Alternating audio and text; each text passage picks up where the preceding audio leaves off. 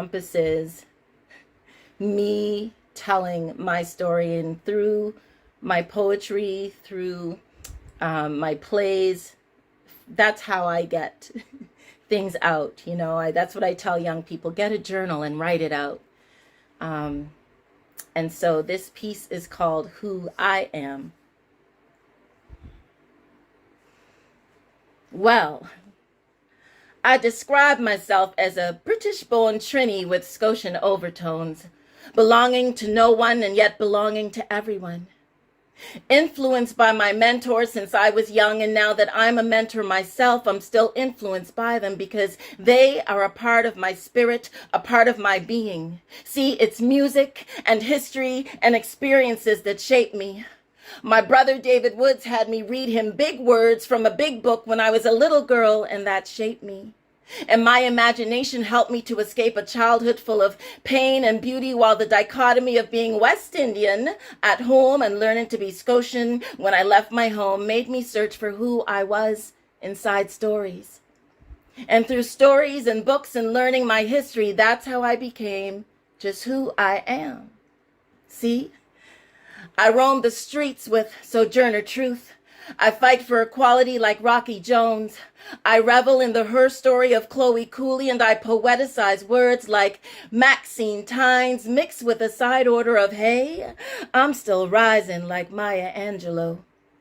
I got Scotian vibes like Matthew DaCosta, whose first steps on Canadian soil left a historic imprint for future migrations and immigrants like me to say I'm not just an immigrant, because immigrant in my mind means I'm a great. Yes, I've always had the power to be great. Like Jean Augustine, who came to Canada as a domestic from Grenada and then got her education to rise and be the first African Canadian woman in Parliament, and I too am great.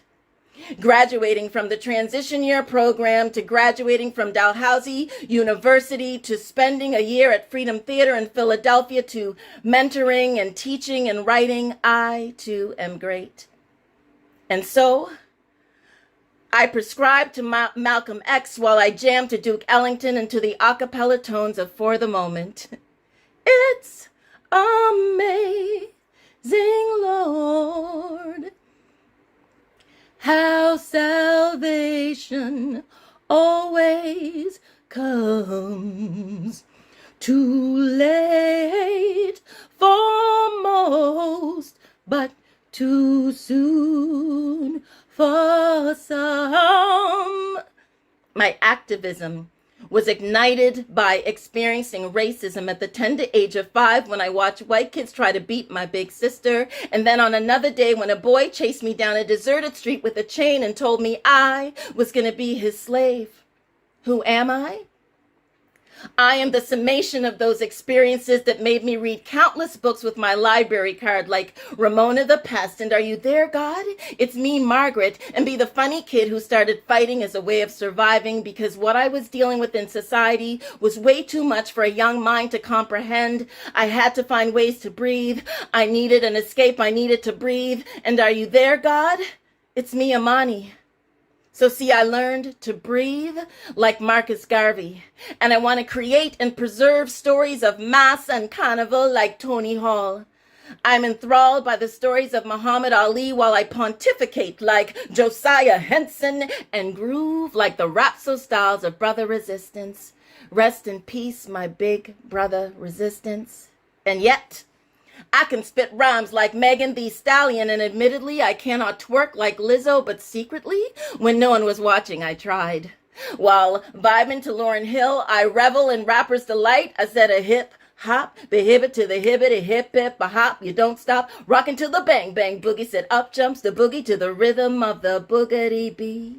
While giving props to Lil' Kim, my jam to Maestro Fresh West, but sing along to the Dream Warriors and my mixtape heralds Salome Bay as I freestyle like Mishi Me with a side order of Drake.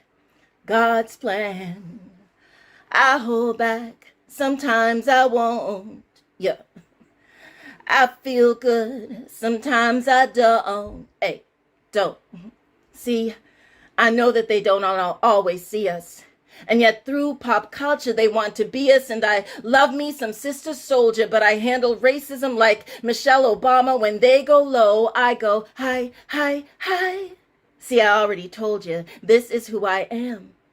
I am an intermixed affiliate who commingled with my past, present, and future. I am like a conglomerate aggregating an amalgamation. Conjunction, junction, I know my function.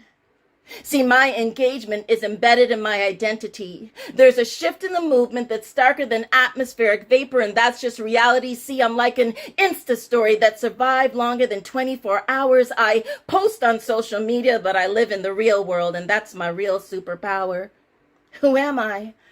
I am the song with rhythms yet unsung. I am the poet who slammed one time. And though sometimes my poems rhyme, they don't always have to, because they are sometimes just spoken word, just words that are spoken. Who am I? I am Sylvia Hamilton with Black mother, Black daughter, who only now is understanding that her own mother was a creative.